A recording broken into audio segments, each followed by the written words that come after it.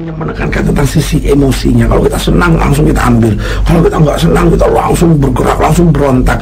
Nah saudaraku yang kasih dalam Tuhan, padahal di dalam tetap tenang tinggal percaya, di dalam kita berdiam diri, di situ kita akan lebih mengerti kehendak Tuhan. Misalnya secara daging kita nggak suka, secara daging nggak menyenangkan buat kita, tapi kalau memang Roh Kudus yang menuntun kita, kita berani melangkah lebih daripada apa yang daging kita rasakan. Atau sebaliknya, secara daging kita mau, secara daging kita suka, secara daging kita setuju, tetapi sesuatu di dalam kita mulai bilang ini nggak benar, ini bahaya, ini kemudian akan menjerumuskan kamu. Nah karena kita berdiam diri, kita dengar suara Tuhan, kita diberi kekuatan untuk melangkah di jalan Tuhan, walaupun daging kita sebetulnya maunya, senangnya yaitu ngerjain, tetapi karena Roh Kudus kita dengar berkata jangan, kita menjadi taat.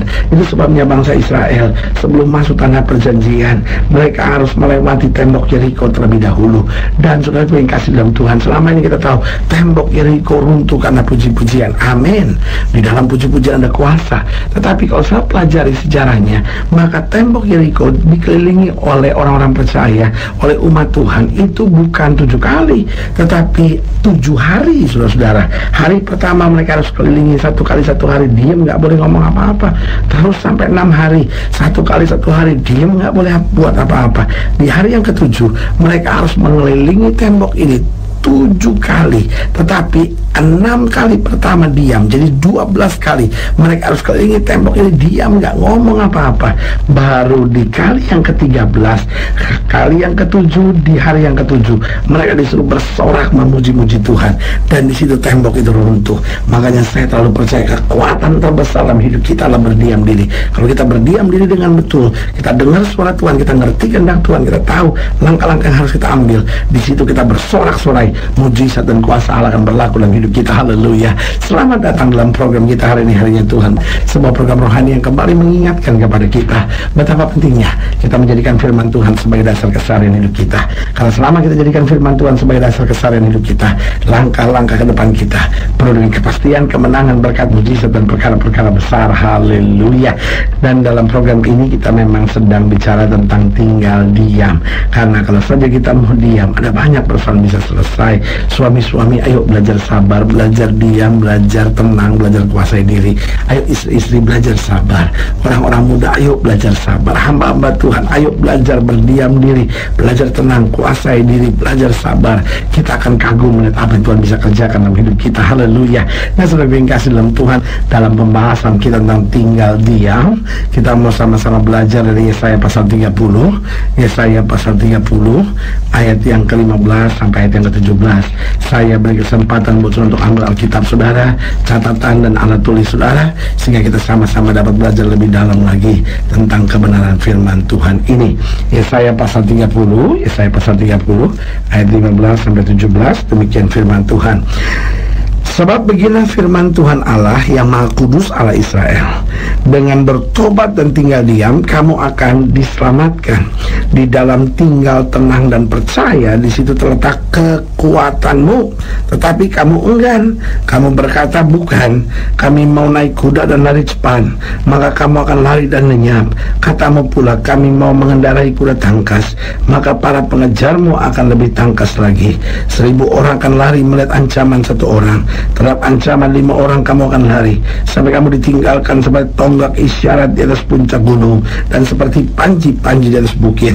Saudaraku yang kasih dalam Tuhan, Tuhan sedang memberitahu, Tuhan sedang minta mereka untuk tinggal tenang dan percaya. Tuhan sedang minta mereka berdiam diri untuk menyadari kesalahan, kekurangan, kelemahannya, dan langkah-langkah selanjutnya yang harus mereka ambil.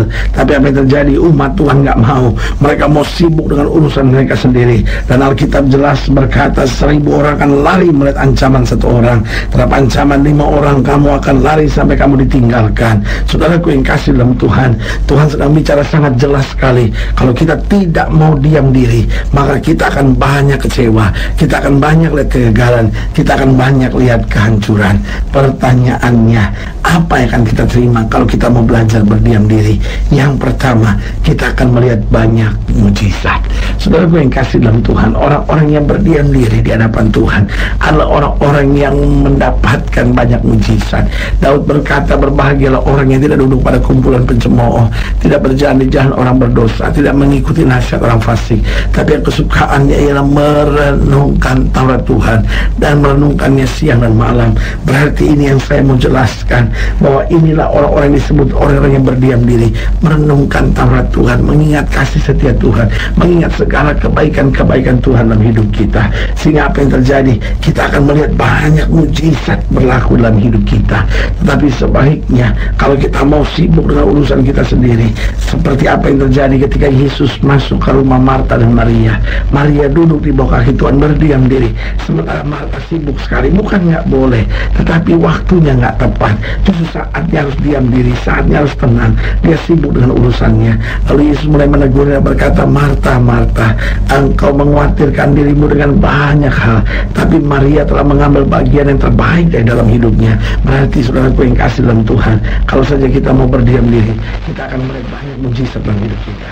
Yang kedua, kalau kita mau berdiam diri, maka kita akan menenteramkan hati banyak orang. Suami sudah lagi marah, sudah ikut marah, hancurlah rumah tangga saudara. Tapi suami sudah lagi marah, sudah tenang, sudah hadapi dengan sabar, sudah hadapi dengan berdiam diri. Maka apa yang terjadi? Engkau menenteramkan hati suami, sehingga suami tadinya marah bisa lebih sabar, bisa lebih tenang. Sebaliknya juga sama, istrimu sedang marah, kalau engkau ikut marah, hancurlah rumah tangga itu. Tapi kalau kita belajar untuk menenteramkan, lewat apa? Lewat berdiam diri, lewat tenang, jangan balas senjata dengan yang jahat, maka kita akan lihat ketentraman di sekitar kita akan makin dalam. Saudaraku yang kasih dalam Tuhan, Tuhan mau kita tetap berdiam diri. Untuk apa? Supaya hidup kita dapat menenteramkan hati banyak orang. Yang ketiga, saya pelajari apa manfaatnya, apa berkat yang saya terima kalau saya berdiam diri. Maka saya akan mampu menyelesaikan banyak persoalan. Saudaraku yang kasih dalam Tuhan, persoalan tidak bisa diselesaikan secara emosional. Justru persoalan kecil akan menjadi besar. Persoalan nggak bisa diselesaikan hanya dengan sekedar langkah-langkah yang kita mau ambil dengan kekuatan kita sendiri. Kadang-kala justru menurut kita baik, tapi justru kita membuat masalah ini menjadi lebih berat. Tetapi ini masalah akan bisa selesai kalau kita berdiam diri, kita tenang, kita minta tuntunan dan petunjuk dari Tuhan, sehingga kita mengerti di mana kesalahan kita, langkah-langkah apa yang harus kita ambil, kenapa ini semuanya terjadi, bagaimana mengatasinya, sehingga kita bukan hanya mampu menghadapi masalah, tapi kita mampu mengubah masalah kita menjadi berkat, kemenangan, dan kuasa yang dahsyat dari Tuhan. Haleluya. Sehingga waktu kita lihat masalah, kita selesaikan masalah, kita belajar dari masalah, dan lewat masalah itu kuasa Tuhan makin nyata. Haleluya. Yang keempat, saya pelajari apa dampak, apa manfaat buat kita kalau saja kita mau berdiam diri. Yang pertama, kita akan melihat banyak mujizat. Yang kedua, kita akan menenteramkan hati banyak orang. Yang ketiga, kita akan mampu menyelesaikan banyak persoalan. Yang keempat, kita akan selalu dekat dengan Tuhan. Kita akan selalu dekat dengan Tuhan. Kita akan selalu dekat dengan Tuhan. Karena orang-orang yang senantiasa berdiam diri di hadapan Tuhan adalah orang-orang yang mencari wajah Tuhan. Dan orang-orang yang mencari wajah Tuhan akan selalu menemukan kasih-Nya yang luar biasa. Sehingga kita akan makin dekat dengan Tuhan. Dan kita menyadari tanpa Tuhan kita tidak bisa buat apa-apa, tetapi bersama dengan Tuhan kita cakap menanggung segala perkara. Itu sebabnya Daud berkata, hanya dekat Allah saja aku tenang. Haleluya. Nah, saudara yang kasih dalam Tuhan, jadi ingat, kalau kita mau berdiam diri, kita akan melihat banyak mujizat. Kalau kita mau berdiam diri, kita akan menenteramkan hati banyak orang. Kalau kita mau berdiam diri, kita akan mampu menyelesaikan banyak persoalan. Yang keempat, kalau saja kita mau tetap berdiam diri, maka kita akan selalu dekat dengan Tuhan. Dan yang kelima, yang terakhir, kalau saja kita mau berdiam diri, kita akan menghindarkan diri dari banyak kesalahan. Makin kita mengambil langkah terburu-buru, makin kita mengambil langkah tanpa berpikir panjang, makin kita mengambil langkah yang emosional, makin kita akan buat banyak kesalahan. Tapi makin kita berdiam diri, makin Tuhan menuntun kita, dijauhkan kita dari segala kesalahan. Tapi langkah-langkah kita berkenan pada Tuhan, menyenangkan hati Tuhan, dan menjadi berkat bagi sesama. Haleluya. Saudara yang kasih dalam Tuhan, jika saudara yang nilai lebih jauh, hubungi kami melalui telepon, hubungi kami melalui surat, kunjungi website kami. karena kami ada untuk membawa Bapak Ibu Saudara senantiasa lebih dekat pada Tuhan dan mengalami kasih kuasa mujizat yang luar biasa. Secara khusus melalui program ini juga saya mau berdoa buat setiap yang sakit, setiap yang berbeban berat, karena saya percaya bahwa bagi Allah tidak ada perkara yang mustahil. Nah, saudara-saudara yang didoakan secara khusus boleh taruh tangan kanan saudara di dada dan kita akan berdoa. Mari kita berdoa. Bapa, dalam nama Yesus hamba berdoa untuk setiap pendengar sekalian, mereka yang sakit, mereka yang berbeban berat, secara khusus mereka yang taruh tangan kanannya di dada, dan mungkin hari-hari ini mereka sedang khawatir, sedang bingung, tidak bisa tenang, tidak bisa sabar, tidak bisa berserah, dan tidak bisa tinggal diam di hadapan Tuhan.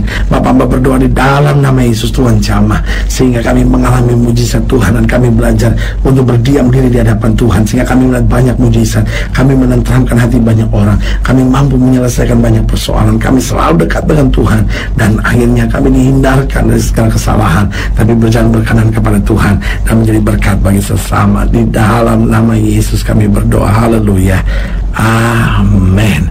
Saudara yang kasih dalam Tuhan, kita sudah berdoa. Ingat, tidak pernah Allah lalai menepati janjinya. Ini saatnya buat kita untuk bangkit, bersemangat, bersuka cita dalam menghadapi segala perkara, karena kita tahu Yesus hidup, Yesus berkuasa, dan selalu menyediakan yang terbaik buat anak-anaknya. Haleluya. Doa kami menyertai saudara. Sampai berjumpa pada program berikut, dan jangan lupa jadikan hari ini harinya Tuhan. Haleluya. Telah kita ikuti bersama program Hari Ini Harinya Tuhan bagian ke-8 bersama hambanya Pendeta Gilbert Lumwendo, SPH. Untuk konsultasi dan doa, hubungi kami di 021 299 37555. Ada hamba-hamba Tuhan yang siap melayani dan berdoa bagi saudara sekalian. Selamat 24